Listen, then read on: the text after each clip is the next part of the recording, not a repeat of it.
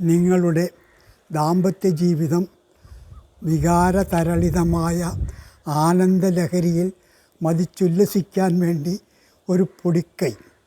ദിവസവും രാത്രി കിടക്കുന്നതിന് മുമ്പ് ഈ മന്ത്രം 108 പ്രാവശ്യം ഉരുവിടുക. ഒരാൾ മാത്രം ഉരുവിട്ടാലും മതി. ഉരുവിടുമ്പോൾ ഇണയെ മനസ്സിൽ ഓർക്കണമെന്ന് മാത്രം.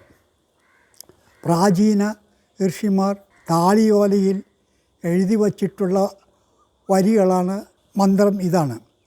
ഓം കാമദേവായ വിദ്മഹേ പുഷ്പബാണായ ധീമഹി തന്നോ കാമപ്രചോദയാത്.